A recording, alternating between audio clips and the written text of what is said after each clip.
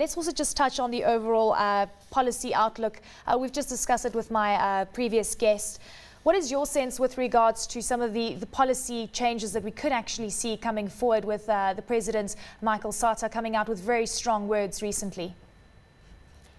Well, first of all, thanks for having me. The IMF team from Washington, we just concluded our first consultation with the new government in the last 2 weeks. So we've had an extensive set of discussions. And, at the policy level, at the technical level, our discussions with the Minister of Finance and the Governor of the Central Bank, I mean, they are considering a very positive and constructive set of policies.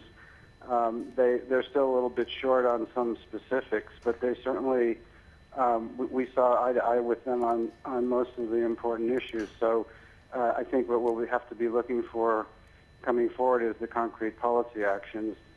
And I think that's going to take a little bit of time. I think this is a government it's been in power for 6 months. They have been out of power for quite a long time. So I think they're still having some startup problems, and that's what kind of explains some of the contradictory and confusing policy statements that have created some sort of concern on the part of international investors. Well, the IMF has actually said that certain policies need to be reorientated. Which would you say are the policies of greater concern? Because we know that some are really targeting corruption within the system, and others perhaps are going to ensure that investors do not look at Zambia as their preferred investment destination.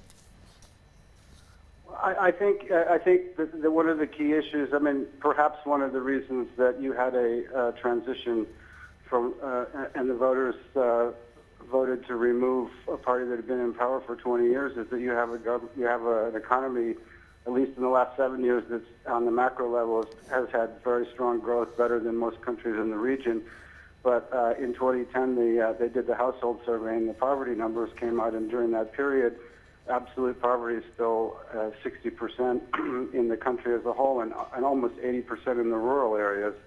So in the rural areas, most of the people are employed in farming. So I think that one of the key sets of policies going forward is that they have to reorient their agricultural policy. And they've had a policy where they've subsidized fertilizer inputs, and they've purchased excess maize at above market prices. And we don't think it's necessarily the wrong idea to target the agricultural sector, but those policies have not been well targeted, and they haven't really had the effect that was intended. Well, Dr. Perone, I'd like to touch on the kwacha, because in news out in Zambia today, we heard that the depreciation of the kwacha has actually had a very negative effect on overall consumers. And of course, just looking at the pre-election levels of 4,800 kwacha to the US dollar, now sitting at 5,300 kwacha.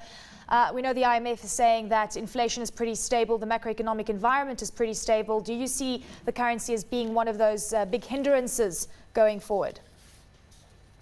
Well, I don't. We haven't seen that in the numbers. I mean, the balance of payments, is still looking good. They have a strong reserve position. I think you have to realize that the market is it's not very deep. So any kind of one or two investor movements can make a big difference. Can make add to the volatility of the kwacha. So, I mean, at this point, we're not particularly, we're keeping an eye on it, but we're not particularly worried about that at this moment. We don't think that's a major area of concern. Okay, so let's just look at future prospects. You're expecting growth of around 7.7% into this year, and we know that one of the biggest issues right now is also beneficiation. Are you seeing a lot of opportunities within the space that still have not been taken by the Zambian government?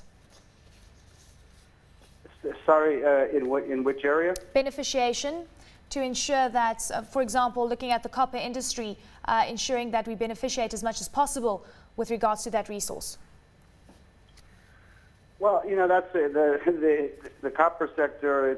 There's a long history in Zambia, and frankly, the Zambians have had the Zambian governments have had a very difficult time coming to terms with how to tax that sector effectively. And by taxing effectively, meaning that you allow the companies to make a reasonable profit, but you obviously, it's a non-renewable resource, and the government needs to get adequate resources out of that so that they can then have room for public investment to diversify the economy into other areas, and they just haven't come to terms with that yet.